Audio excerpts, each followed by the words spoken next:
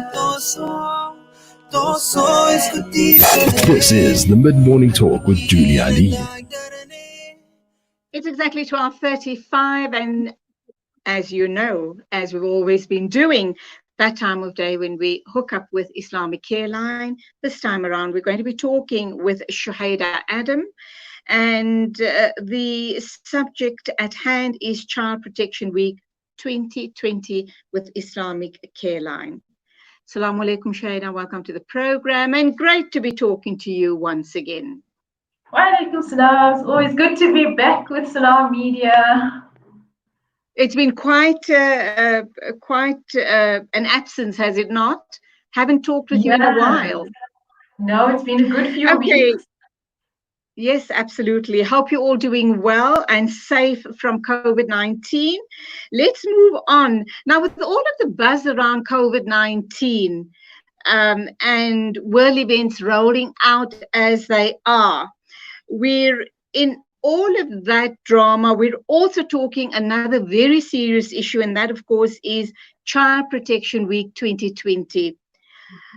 Why is this of utmost importance, and what do we do to ensure that this rolls out and children who are being abused or neglected get the necessary intervention in place and they are helped to lead a normal life as possible? Okay, so Child Protection Week has been commemorated for over 20 years in South Africa. It's a week that anyone who works with children, people who are involved in the well-being of children, people who are involved in their education, in their healthcare, in their safety, in their growth, anyone who's involved in that, it's a week to highlight, just to highlight the circumstances of children, and then to highlight the activism that we're doing throughout the year, actually. Because it's not that we only focus on children and whatever they need and their rights in 1 week. The work is being done throughout the year, but during this week we ramp it up, we advertise exactly what resources are available for children, what work is being done, and we also educate people about the challenges that children are facing, the concerns that caregivers possibly have. So it's reaching out to everyone who can help involve children, who can help children grow, right? So it's been around, like I said, for a good many years. South Africa has been very good in highlighting the very relevant concerns of the time. So of course, over 20 years, a lot of the concerns have changed. And this year's theme, it's focusing on COVID-19. So the theme this year is protecting children from COVID-19. It's not just only looking at their healthcare also. It's looking at everything associated with COVID, including lockdown, including shutdown of access to resources, including healthcare, including rights. So it's quite a comprehensive week that we're going through across the different provinces. So your listeners in your different provinces, they'll notice that there's events happening everywhere. SAPS, especially the police service, they're quite involved.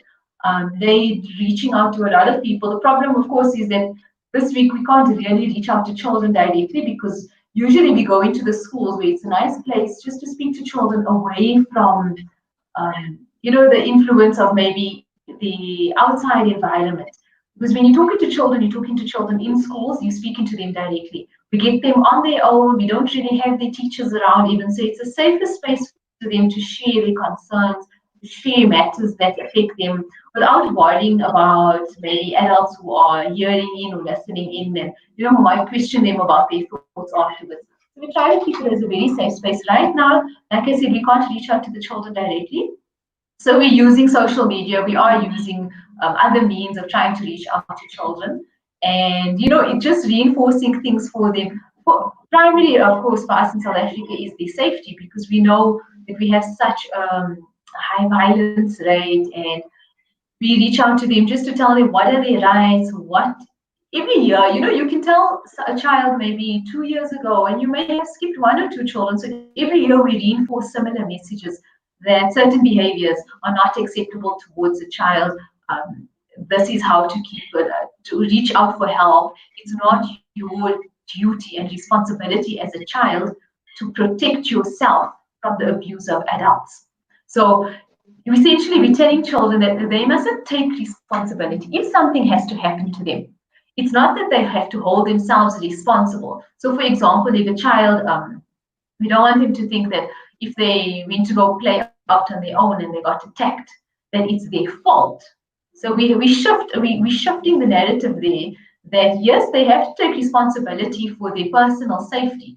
So if, for example, they're playing, they need to play in a responsible way. If they mustn't access dangerous items. But if somebody else does something to harm them, we reinforce that it's not their fault. They never asked for it. They did not bring it upon themselves. So that's just one of the messages we send to children regularly. And we need children to hear this more and more. Because if something does happen to them, that message needs to be ingrained in their minds that it was not your fault. You did not bring it upon yourself. And then also, again, like I said, we highlight where they can go for help, a trusted adult. Because one thing we also see, especially in our children who are early adolescents, is that they reach out more to their friends. And when it's severe issues, to place the responsibility on a friend, it's a really difficult thing for both of them to go through. So the child who is experiencing difficulty, and then the friend that they reach out to. And oftentimes the child will tell the friend not to tell anyone. And because you are being a good friend and you're best friends, you don't want to betray your friend who's going through this. So oftentimes one child is sitting with the weight of the secret, and it's really a lot for them to be at, say, 12, 13, 14, early adolescents, even actually older teenagers. But to protect a very difficult circumstances of your friend, it's a lot. It causes a lot of mental anguish for both children. So we try to push to them that reach out to an adult who can help. One other area that okay, I'm going to ask you. I'm going to pose a couple of questions and then you can respond. Question number one, with due respect to all children watching us and listening to us this morning, is that children have very active imaginations and sometimes manipulate the situations in their favor and create a whole host of problems. They could be apportioning blame or maybe trying to get out of a very sticky situation by using their very active imaginations and, just try and get out of a situation. Question number one. Question number two, how do we protect children in a gender-based violence environment? So the child is not being directly abused, but perhaps the parents have these abusive flare-ups all the time, but the child is witness to it. What do we do in a situation like that? And when a child cries, well, a child always claims to be a victim, maybe in a school situation, by the teacher, by a fellow pupil, by a bully, or whatever it is. So there are three very specific questions. Could you take them one at a time and respond to them, please? Okay, so rule of thumb for your first question, where you say that a child may be manipulating situations, a child may come up with accusations. And our rule of thumb usually is when a child accuses somebody of something, we show the child that we do believe you and we will take it serious. But there will be consequences to what you say. So if, for example, a child is on a very, very serious note, if a child is accusing somebody of rape or sexual abuse, we still show the child that we are here to support you and we're going to see this through. But also there are consequences to that. So, if a child accuses someone of rape, it will be reported. That alone is consequences on its own. Going through a process involving other people, then the impact it's going to have on your family, or even if you're in the school environment, there's process that you will see through. So we show that we do support I should imagine it's a full process, not to make, if the situation is a genuine case, not to make the child change his or her mind about the case they're stating. Yes, sometimes you do get children who will sort of test you to see if you will believe the actual story. So they'll come up with a couple of things first, just to see if you will believe the real story and to build their trust of you, to see if you are in their camp, so to say, right? So and also for other children who are aware of what's going on. We don't want to put any other child who has a genuine issue. We don't want to put them off. We don't want them to think that people are going to be suspicious or not going to believe them. So we show that we do believe you and we're going to take this matter serious. And then if it's proven to be unfounded, then of course there should be some form of help for this child also, because there's no real reason why you would make something up so severe for no reason whatsoever, right? So there's something going on in the background. So we do take everything serious, whether the child is an adult sees them as manipulating things for their own good or that kind of a thing. We will take it serious, and then we hopefully link the child to the correct resources. The only issue also is that we have such a vast country and there's such a diverse access to resources. So your smaller towns perhaps, or your provinces that don't have that much resources, help for children there, it's not as easy as your more developed, your more developed cities. Your bigger cities, Joburg, Durban, Cape Town, they've got more resources. So children in general, then in the smaller towns, they are at a bit of a disadvantage with access to resources.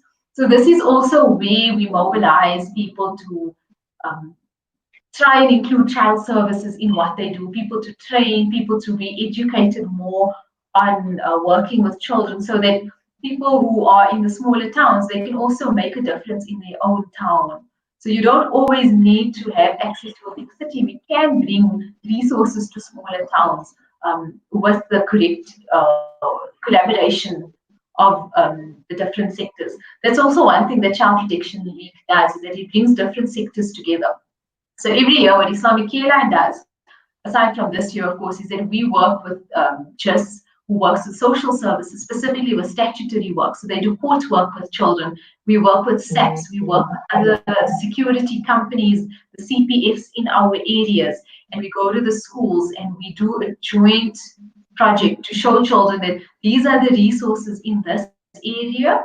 And if you need help, you can contact this, that. And also for the teachers to become aware that if they pick up a child who needs assistance, if they pick up on anything, this is where them as teachers also can reach out for help. We've had schools asking for trainings for their teachers just to sort of identify children who are possibly victims of abuse at home also.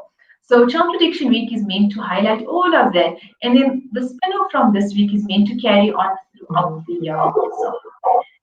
So the issue around a child being exposed to adult violence, gender-based violence in his or her presence. Yeah, no, because it's going to damage that child going forward. He's going to then role model his father or his mother. Yes, it's very possible children can go one of either two ways. They can extremely reject the behavior that they grew up with, or they can replicate it, and we hope that they don't. With the correct therapy, they don't have to replicate it at all. It's not that you are stuck and that you are doomed to replicate the behavior of your childhood. So the other area that we focus on is parenting during this week. So what we would usually do is we'd also go to clinics and bring up positive parenting, and we bring up child safety from a parent's perspective also. So parents also to teach from a small age, right? Teaching children their own personal safety. And then we talk about parents, what safety is happening in your own home also. So if your child is exposed to violent circumstances, what can you as a parent do? If you are in a GBV situation, what are some of your rights? What can you do, in terms of protection orders, or even just in terms of reaching out for help? What I always tell people is that when you reach out for help with social services, it's not that immediately the home is going to break up and everyone's going to be removed and the mother's going to be placed in a shelter right now and the child is going to be placed in a children's home right now. The system doesn't really work like that. It's a lot more slower. It's a lot more cautious also. So the first thing anyone would look at is what's the chances of any harm happening to the people of the home at the moment. So if there's immediate danger, then social services, they'll take appropriate measures to stop that. So if, for example, somebody is in a really, unfortunately, usually it is the father who perpetuates the damage. So they may then remove that person from the home. And then they take it further from there. So cautiously, things don't necessarily happen overnight. Of course, if a child is being immediately abused, also then the child will be removed. So other than that, we reach out to parents about what the process is for them also.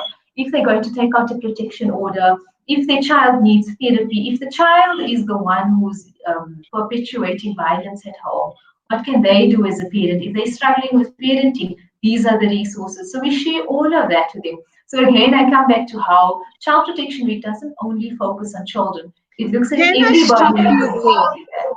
Can I stop you there? You've mentioned something very crucial, something we've never touched on before, and this is the child perpetuating the violence. Why would we have a situation like that? What sort of age group are we looking at? And what sort of recourse do parents have in a situation like that? And that is absolutely frightening. I'm assuming that the type of child you're talking about is possibly a bully, not only at home, but in the schoolroom as well. Not necessarily. It's, children, they're so diverse. You get children who are quite, they may possibly be bullying at school, but at home they are on the receiving end. So they are not perpetuating acts of violence against anyone at home. So if children are children who are being violent, there's of course a reason behind it, right? It may stem from the family, or it may stem from outside the family. They may have had a bad experience while playing with friends, innocently playing with friends, or whatever's going on at school. Sometimes children who are having very difficult time at school, they then come home and may perpetuate it against younger siblings, or they may perpetuate it at home.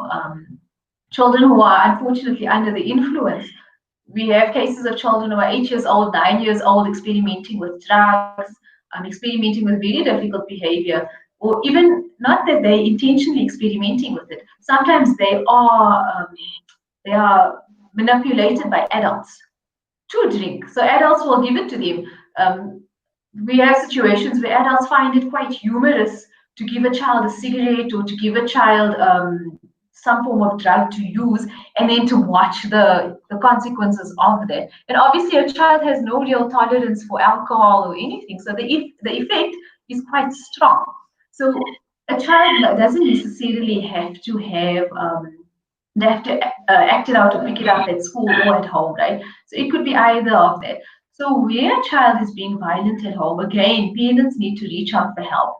So children who are regarded as perhaps out of control, children who are extremely violent, there is a system available for them. There is the court that deals with children's cases only deals with children's cases. And they will also deal with cases where children are perpetuating violence against each other also, and against the family.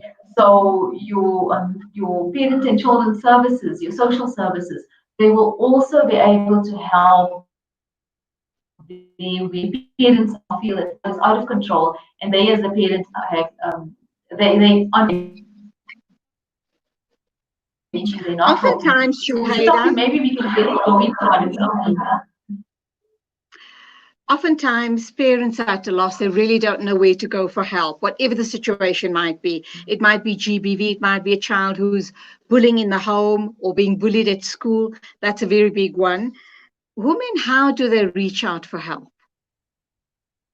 So and sorry, one more question. How do they communicate this information to their child without frightening the child, suggesting that if you are bullied or if you are a bully, this is the type of interventions that are going to be put in place? And how do you create a very safe environment for the child to know that they can fall back on? Okay, so the first thing is that as a parent, you would need to do your homework first. So looking at who can you contact. You can contact Islamic Careline. We are on 011 373 8080, and you can speak to either myself or any of our counselors, and we can give you then specific information for your situation, right? South Africa, like I said, we're very blessed to have an organization called Childline. They've been doing amazing work all the years. And they also just a phone call away. If you cannot go there, phone there, have a consultation, just do an intake. And Childline staff are they open, they will share information, they will advise you. So as a parent, once you know what you're really working with. You are then able to tell your child and speak to your child in a way that is, of course, appropriate for their age. Younger, you would use more easier terms. Older, you would use a bit more appropriate terms. And you would tell them, first and foremost, you would impress on them how there is help for them. So it's that, adults are not out to get them and we are not out to punish them. So even if it's a child who is perpetuating acts of violence, it's not that we're there to punish them. There's, of course, consequences to their behavior, yes. But again, everyone is here to support this child so that they can come out of whatever it is they're going through as healthy, functional adults. So parents just need to, take the approach that whatever is going to be done is supportive and it's in the child's best interest and it's not to punish them. And again, so that will require you as a parent also taking stock of yourself, where you are right now. So if you are keen on punishing your child and enforcing that you as a child need to be under control, you're going to share that information from that perspective, so to say. So you might say things like, you're going to see what they do to you, they're going to take you away, you're going to be punished, you're going to be locked up, and things like that, right? Yeah, so we also, parents, also first get yourself in a bit of a good space so that you can explain it in a very objective way, in a way that conveys the true essence of the work that we are doing, which is to heal and to grow and to develop children. And parents who are still battling, struggling with these type of issues, doesn't matter how old or young their children are, do not know how to communicate with their children, you guys are a phone call away. You'll be able to hold their hands through the process and be able to tell them how to close that gap.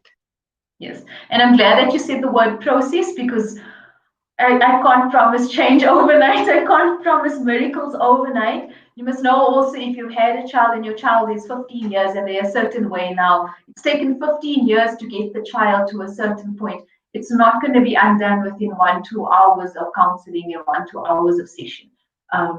It's going to take quite a bit of work to grow and to heal from 15 years of. But it is possible. The bottom line is that it is possible. Of course. With the correct intention and with the willingness. If everyone is willing to work on it, we can definitely work miracles in this world and we can bring about change with the correct intention and with the buy-in from everyone. Okay, time for almost time for us to wrap up. I guess everything in life is a choice, is it not?